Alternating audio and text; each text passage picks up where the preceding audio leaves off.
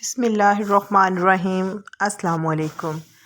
حضرت علی رضی اللہ تعالیٰ عنہ کا راز کے متعلق قول اپنے راز اپنے تک رکھو اور خاص طور پر 3 لوگوں کو اپنا راز کبھی بھی مت بتاؤ۔ نمبر 1، عورت کو کبھی بھی اپنا راز مت بتانا، کیونکہ عورت کے دل اور زبان کے بیچ کا فاصلہ بہت کم ہوتا ہے، اس لیے وہ راز کو محفوظ نہیں رکھتی۔ نمبر 2،